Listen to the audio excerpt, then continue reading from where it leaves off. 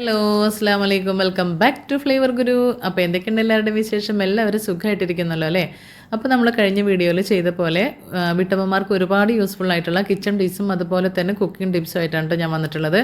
ഇത് നമുക്ക് വീട്ടമ്മമാർക്ക് ഒരുപാട് സമയങ്ങൾ കൂടുതൽ സമയം അടുക്കളയിൽ കിടന്ന് ചിലവഴിക്കുന്നത് ഒഴിവാക്കാനായിട്ട് നമുക്ക് പറ്റൂട്ടോ. അതുപോലെ തന്നെ പുതിയ പുതിയ അറിവുകൾ നമുക്ക് കിട്ടുകയാണെങ്കിൽ നിങ്ങളും എന്നായിട്ട് ഷെയർ ചെയ്യാൻ മടിക്കരുത് കേട്ടോ. ഫസ്റ്റ് ടിപ്പ് എന്താണെന്ന് വെച്ചാൽ നമ്മൾ കിച്ചണിലൊക്കെ യൂസ് ചെയ്യുന്ന ഓയിൽ ബോട്ടിൽ ഉണ്ടല്ലോ, നമ്മൾ വെളിച്ചെണ്ണയുടെയും അതുപോലെ തന്നെ നെയ്യിൻ്റെയും സൺഫ്ലവർ ഓയിലിൻ്റെ ഒക്കെ ബോട്ടിൽ, അത് നമ്മൾ കൗണ്ടർ ടോപ്പിൽ വെക്കുകയാണെങ്കിൽ അവിടെ ആകെ എണ്ണമെഴുക്കായിട്ട് കൗണ്ടർ ടോപ്പൊക്കെ ആകെ വൃത്തിയിടാവും. നമുക്കത് തുടച്ചെടുക്കാനും ബുദ്ധിമുട്ടുണ്ടായിരിക്കും. ഇപ്പോൾ നമ്മൾ ഒരു തുണി യൂസ് ചെയ്തിട്ടോ അതല്ലെങ്കിൽ ടിഷ്യൂ പേപ്പർ യൂസ് ചെയ്തിട്ടൊക്കെ തുടച്ച് കഴിഞ്ഞാലും അവിടെ എപ്പോഴും വൃത്തികേടായിരിക്കും. അപ്പോൾ നമ്മൾ അതിന് പരിഹാരമായിട്ട് ഇതുപോലൊരു ട്രേ ഉണ്ടെങ്കിൽ നമുക്കതിലോട്ട് ഒരു ബബിൾ പേപ്പറോ അതല്ലെങ്കിൽ എന്തെങ്കിലും ഒരു ഷീറ്റ് വിരിച്ചിട്ട് നമുക്ക് ഈ ഒരു ബോട്ടിലൊക്കെ ഇതിൽ അറേഞ്ച് ചെയ്ത് വെക്കുകയാണെങ്കിൽ ഉണ്ടല്ലോ, കിച്ചണിലെ കൗണ്ടർ ടോപ്പിലൊക്കെ അഴുക്കാവുന്നത് നമുക്ക് ഒരുവിധം നമുക്ക് തടയാനായിട്ട് പറ്റും. അപ്പോൾ ഈ ഒരു ബബിൾ പേപ്പർ നമുക്ക് വാഷ് ചെയ്തിട്ട് നമുക്ക് യൂസ് ചെയ്യാനും പറ്റും, അതല്ലെങ്കിൽ വേറെ ഷീറ്റ് നമുക്കതിൽ വിരിച്ചിടാനും പറ്റും കേട്ടോ. അപ്പോൾ ഇതൊരു നല്ലൊരു ടിപ്പാണേ. അടുത്ത ടിപ്പ് എന്താണെന്ന് വെച്ചാൽ, നമ്മൾ ചക്കയുടെ സീസണൊക്കെ ആയിക്കഴിഞ്ഞാൽ ചക്ക നമ്മൾ ഉരിച്ചിട്ട് നമ്മൾ ചക്കച്ചുളയുണ്ടല്ലോ അത് നമ്മൾ ഫ്രീസറിൽ സൂക്ഷിക്കുകയാണെങ്കിലുണ്ടല്ലോ, കുരെല്ലാം കളഞ്ഞ് സൂക്ഷിക്കുകയാണെങ്കിൽ ഒരു വർഷത്തോളം നമുക്കത് കേടുകൂടാതിരിക്കും കേട്ടോ. അപ്പോൾ നമുക്ക് ആവശ്യമുള്ളപ്പോൾ ചക്ക പായസമോ അതല്ലെങ്കിൽ ചക്ക വരട്ടിയതോ ചക്ക ഫ്രൈയോ എന്ത് വേണമെങ്കിലും നമുക്ക് ഉണ്ടാക്കിയെടുക്കാനായിട്ട് പറ്റും കേട്ടോ. അപ്പോൾ ഞാനിതുപോലെ ഒരു സിപ്ലോക്ക് കവറിലാക്കിയിട്ടാണ് കേട്ടോ ഈ ചക്കപ്പഴം എടുത്ത് വെക്കുന്നത്. അപ്പോൾ ഇതൊന്ന് ട്രൈ ചെയ്ത് നോക്കണം കേട്ടോ. അപ്പോൾ ഫ്രീസ് ചെയ്തിരിക്കുന്നതുകൊണ്ട് തന്നെ ഒരിക്കലും ഇത് നാശാവത്തില്ല കേട്ടോ. അപ്പോൾ ഒരു വർഷം വരെ നമുക്കത് യൂസ് ചെയ്യാനായിട്ട് പറ്റുമേ. ഇനി അടുത്ത ടിപ്പ് എന്താണെന്ന് നോക്കാം കേട്ടോ. നമ്മൾ ചിക്കനൊക്കെ ഉണ്ടല്ലോ ക്ലീൻ ചെയ്തെടുത്ത് കഴിഞ്ഞാൽ നമ്മൾ നന്നായിട്ട് വാഷ് ചെയ്തെടുക്കും. എന്നാൽ ആ ചിക്കൻ്റെ ഒരു ഉളുമ്പ് മണം ഉണ്ടല്ലോ, അത് ചിലപ്പോഴൊന്നും പോകത്തില്ല. അപ്പോൾ നമ്മൾ കറി വെച്ച് കഴിഞ്ഞാലും അതുപോലെ തന്നെ ഫ്രൈ ചെയ്താലും ചിക്കൻ എന്തോ ഒരു സ്മെല്ല് നമുക്ക് ഫീൽ ചെയ്യും, ഒരു പച്ച സ്മെല്ല്. അപ്പോൾ അതൊന്ന് പോയി കിട്ടാനായിട്ട് ചിക്കൻ നമ്മൾ വാഷ് ചെയ്ത് കൊടുക്കുമ്പോഴേ അതിലോട്ട് കുറച്ച് വിനാഗിരി ഉണ്ടല്ലോ അതുകൂടെ ചേർത്തിട്ട് നന്നായിട്ടൊന്ന് വാഷ് ചെയ്തെടുത്താൽ മതി കേട്ടോ. അപ്പോൾ ചിക്കൻ നല്ല ക്ലീനായിട്ട് കിട്ടുകയും ചെയ്യും, നമുക്കത് നല്ല രുചിയോട് കൂടിയിട്ട് കഴിക്കാൻ പറ്റുകയും ചെയ്യും കേട്ടോ. അപ്പോൾ ഇതൊന്ന് ട്രൈ ചെയ്ത് നോക്കണേ. അടുത്ത ടിപ്പ് എന്താണെന്ന് വെച്ചാൽ, നമ്മൾ ചിക്കനെല്ലാം ഫ്രൈ ചെയ്തെടുക്കില്ലേ, ആ ഒരു സമയത്ത് ചിക്കൻ ഫ്രൈ ചെയ്ത എണ്ണയിലോട്ട് കുറച്ച് പച്ചമുളകും കുറച്ച് കറിവേപ്പിലയും കൂടെ ഒന്ന് ഫ്രൈ ചെയ്തെടുത്തിട്ട് ആ ചിക്കൻ്റെ മുകളിലോട്ട് ഇട്ട് കൊടുക്കുമ്പോഴുണ്ടല്ലോ ചിക്കൻ ഫ്രൈ കാണാൻ തന്നെ നല്ല മുഞ്ചാണ് കേട്ടോ. അപ്പോൾ ഇതൊന്ന് ട്രൈ ചെയ്ത് നോക്കൂ കേട്ടോ. അടുത്ത ടിപ്പ് എന്താണെന്ന് വെച്ചാൽ, നമ്മൾ വർക്ക് ഏരിയയിലൊക്കെ ഈ ബ്രഷും മോപ്പും അതുപോലെ തന്നെ ചവറുകോരിയും പിന്നെ നമ്മൾ സിങ്ക് വൃത്തിയാക്കുന്ന ബ്രഷൊക്കെ നമ്മൾ അവിടെ ഇവിടെ ഒക്കെ ആയിട്ട് വെക്കുമല്ലോ, ഇതെല്ലാം കുന്നുകൂടി ഇരിക്കുമ്പോൾ ഭയങ്കര വൃത്തികേടാണ് അല്ലേ. അതിൻ്റെ ഉള്ളിൽ വല്ല ഇഴജന്തുക്കളൊക്കെ കയറിയിരുന്നാൽ പോലും നമ്മൾ അറിയില്ല. അപ്പോൾ ഇതുപോലുള്ള ഒരു മൊപ്പ് ഹോൾഡർ ഉണ്ടല്ലോ, നമ്മളിത് വാങ്ങിച്ചു കഴിഞ്ഞാലുണ്ടല്ലോ ഇതെല്ലാം നമുക്ക് ഹാങ് ചെയ്തിടാൻ പറ്റുകയും ചെയ്യും. നമ്മുടെ വർക്ക് ഏരിയ വളരെ നീറ്റായിട്ട് ഇരിക്കുകയും ചെയ്യും കേട്ടോ.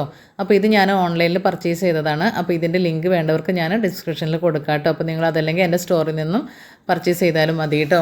ഇത് കണ്ടില്ല, നല്ല വൃത്തിയായിട്ട് തന്നെ നമുക്ക് ഇതെല്ലാം ഹോൾഡ് ചെയ്ത് ഹാങ് ചെയ്തിടാനായിട്ട് പറ്റുമേ. അടുത്ത ടിപ്പ് എന്താണെന്ന് വെച്ചാൽ, നമ്മൾ കിച്ചണിലൊക്കെ പ്ലാസ്റ്റിക്കിൻ്റെ കട്ടിംഗ് ബോർഡാണല്ലോ കൂടുതലും എല്ലാവരും യൂസ് ചെയ്യുന്നത്. അപ്പോൾ ഈ പ്ലാസ്റ്റിക്കിൻ്റെ കട്ടിംഗ് ബോർഡ് വെച്ചിട്ട് നമ്മൾ വെജിറ്റബിൾസും ഫ്രൂട്ട്സൊക്കെ കട്ട് ചെയ്യുമ്പോഴല്ലോ അതെല്ലാം തേഞ്ഞിട്ട് നമ്മുടെ വയറ്റിലേക്ക് അതിൻ്റെ വിഷാംശമൊക്കെ എത്തിച്ചേരും. അപ്പോൾ അതൊന്നും ഒഴിവാക്കാനായിട്ട് ഇതുപോലുള്ള സ്റ്റീലിൻ്റെ കട്ടിംഗ് ബോർഡ് നമ്മൾ യൂസ് ചെയ്യുകയാണെങ്കിൽ നമുക്ക് സേഫായിട്ട് തന്നെ വെജീസൊക്കെ കട്ട് ചെയ്തെടുക്കാനായിട്ട് പറ്റും കേട്ടോ. ഇതും ഞാൻ ഓൺലൈനിൽ പർച്ചേസ് ചെയ്തതാണ്. അപ്പോൾ ഇതിൻ്റെ ലിങ്ക് വേണ്ടവർക്ക് ഞാൻ ഡിസ്ക്രിപ്ഷനിൽ കൊടുക്കാം, അതല്ലെങ്കിൽ എൻ്റെ സ്റ്റോറിലും ഇത് അവൈലബിൾ ആണ് കേട്ടോ. അപ്പോൾ കണ്ടില്ലേ, നമുക്ക് നല്ല സേഫായിട്ട് തന്നെ വെജീസും അതുപോലെ തന്നെ ഫ്രൂട്ട്സൊക്കെ കട്ട് ചെയ്തെടുക്കാം. ഒട്ടും നമുക്ക് വിഷാംശം വയറ്റിൽ എത്തുന്നുള്ള ഒരു പേടിയും വേണ്ട കേട്ടോ.